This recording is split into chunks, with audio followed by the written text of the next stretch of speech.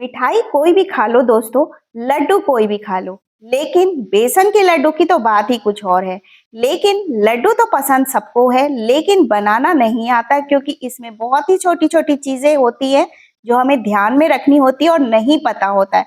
तो ये सारी प्रॉब्लम्स और बहुत सारे क्वेश्चंस के आंसर इसी वीडियो में मिल दूँगी आपको, लेकिन एंड तक ज़रूर देखिएगा। तो चलिए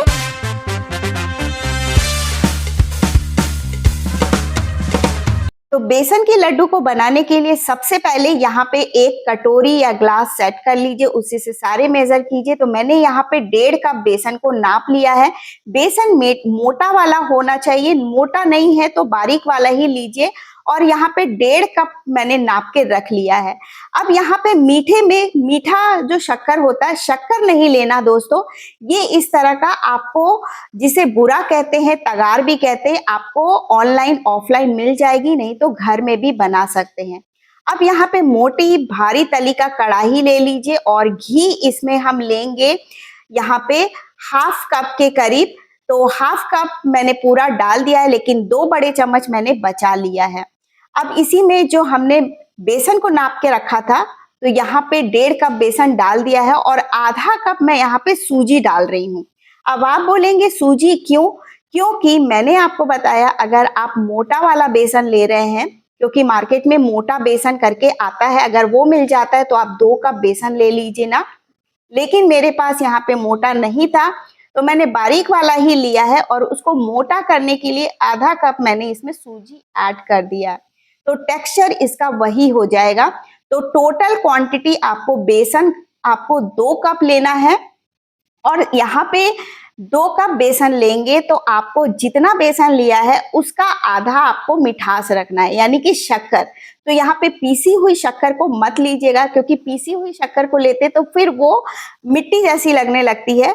जो हलवाई लोग डालते हैं वो बुरा होता है, जिसे तगार भी कहा जाता है। उसे आप घर में भी आसानी से बना सकते हैं। अगर उसकी रेसिपी अगर चाहते हो तो मुझे कमेंट कर दीजिएगा, वो रेसिपी भी जरूर शेयर कर दूंगी।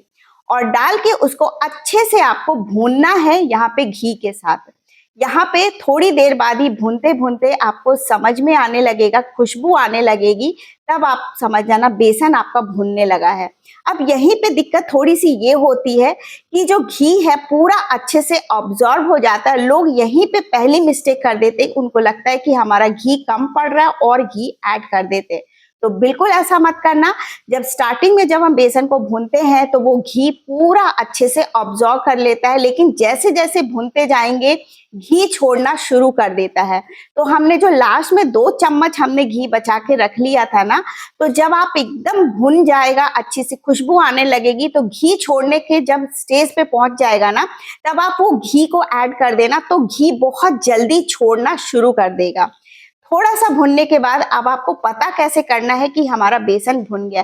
थोड़ा सा पानी का छींटा डालना, तो आपको उसमें तेज तेज से बबल से आने लगेगी। आप समझ जाना आपका जो बेसन है काफी अच्छे से भुन गया है। तो यहाँ पे मैंने इसे अच्छे से भून लिया है, अच्छी खुशबू आने लगी है और यहाँ पे हमारा बेसन जो है भुनते हुए काफी अच्छा कलर पकड़ लिया है। लेकिन डार्क मत कीजिएगा, लेकिन हाँ खुशबू अच्छी आने लगेगी। बस हमारा भुन गया है बेसन। इसे फटाफट आप इसे दूसरे बर्तन या थाली में निकाल लीजिए, क्योंकि जैसे जैसे बेसन भुनता जाता है इसका टेम्परेचर बहुत ज्यादा हाई हो जाता है। अगर उसी बर्तन में छोड़ देंगे तो ये कलर पे कलर पकड़ता चला जाएगा।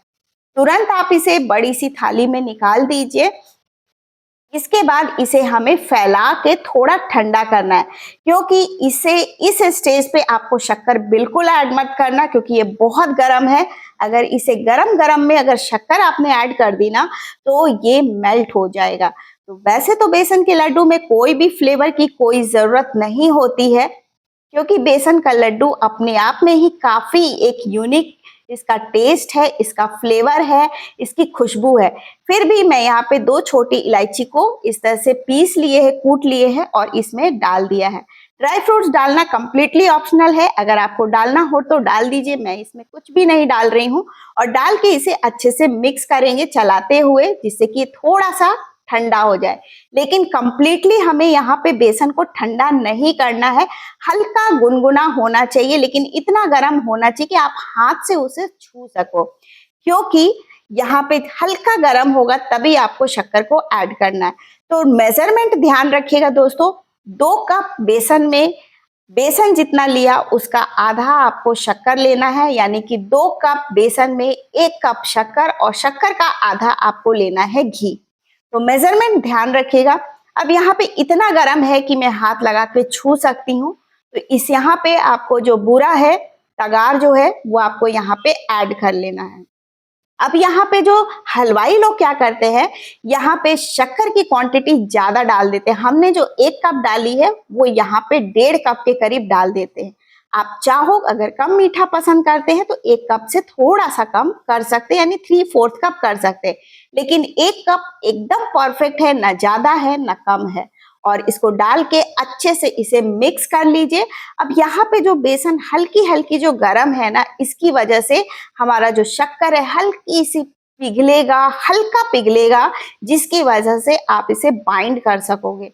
बस इसके आप लड्डू जो है बांध लीजिए, जितनी बड़ी जितनी छोटी साइज की आपको बनानी हो उस हिसाब से लड्डू को बांध ले।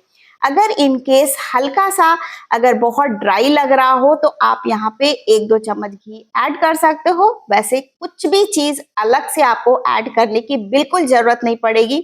जो भी मेजरमेंट आपको बताया मैंने वो मेजर आप फॉलो कीजिए। जितना बेसन ले उसका आधा आपको शक्कर लेना है और शक्कर का आधा आपको घी लेना है। यही रेशियो परफेक्ट है बेसन के लड्डू के लिए। अगर रेसिपी अच्छी लगी हो तो लाइक कर लीजिएगा। Till then bye bye.